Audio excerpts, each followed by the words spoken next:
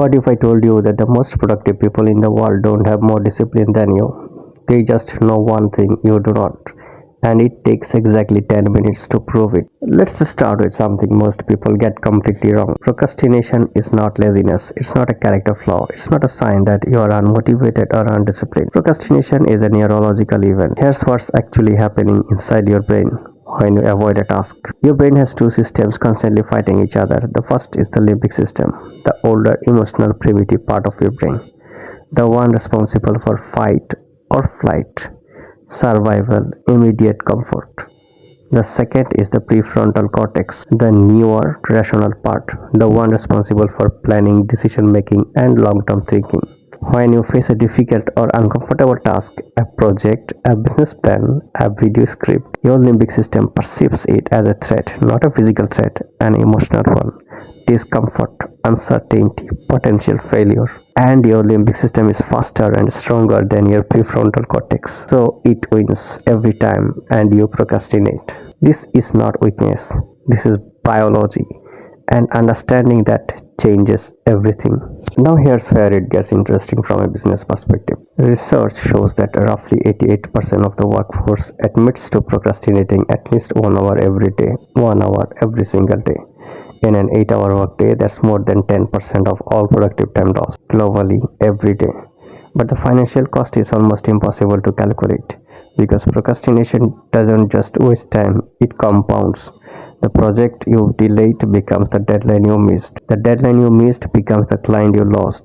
The client you lost becomes the revenue that never came. And here's the psychological cost nobody talks about. There's a phenomenon in psychology called the Zeigarnik effect, discovered by Soviet psychologist Pluma Zeigarnik in the 1920s. She noticed something fascinating. Waiters in a restaurant could remember every detail of an incomplete order, but the moment the order was delivered, the details vanished completely. Her research proved something remarkable. Incomplete tasks create a state of psychological tension in our minds. Our brain treats unfinished work as an open loop, constantly running in the background, consuming mental energy, demanding attention. When you procrastinate, you're not just delaying the task, you're carrying it.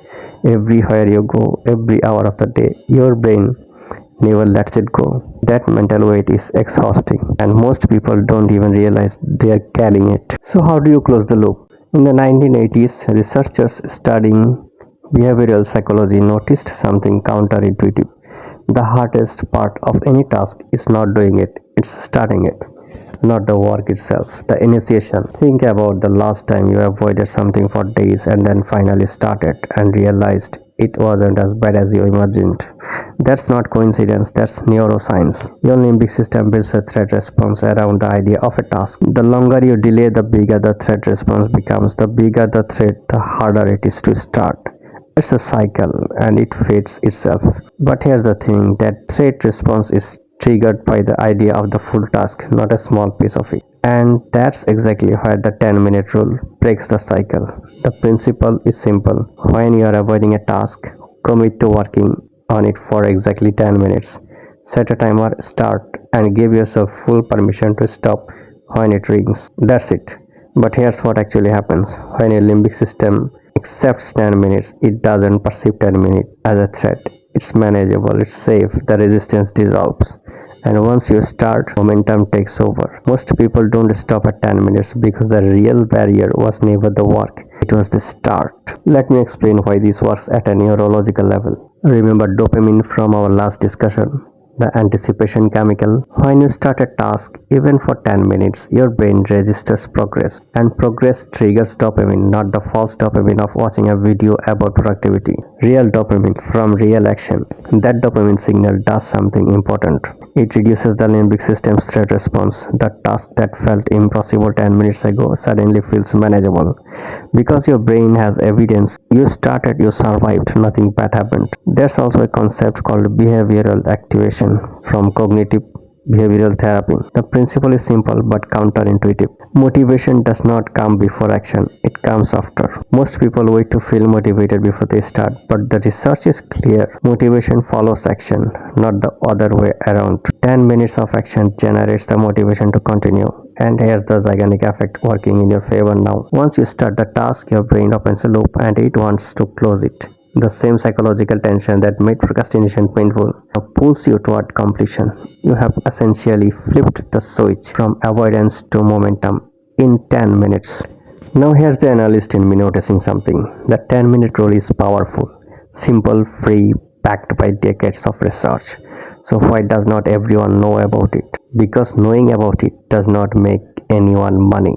Think about it. The productivity industry is worth over $80 billion globally. Courses, apps, planners, systems, coaches, all selling solutions to procrastination. If the solution is 10 minutes and a timer, nobody needs a $100 course. So instead, the industry sells complexity, 5-step systems, morning routines, habit stacking, dopamine menus, each solution more elaborate than the last. And here's the irony, consuming productivity content about procrastination is itself a form of procrastination. Your brain gets the dopamine hit of learning productivity without doing the actual work. The 10-minute rule has no product attached to it, no app required, no course needed, no coach necessary, just a timer and the willingness to start. So let me bring this back to where we started. The most productive people don't have more discipline, they have just built systems that make starting easier than avoiding. The 10-minute rule is the simplest version of that system. It works because it respects your biology instead of fighting it. It does not demand discipline, it tricks your limbic system into compliance. It generates momentum from almost nothing, and it closes the loops that your brain has been carrying for days. Here's what I want you to do after this video ends. Not tomorrow, not after you have planned it perfectly. Right now. Think of one task you have been avoiding. Open it, set a timer for 10 minutes. Start. That's it. Don't optimize it. Don't research it further. Don't watch another video about productivity. Just start. Because here's the final pattern I want to leave you with. The people selling you productivity systems are making money while you consume their content. The 10-minute rule makes you productive while everyone else is still watching. 10 minutes, timer, start. Think about it.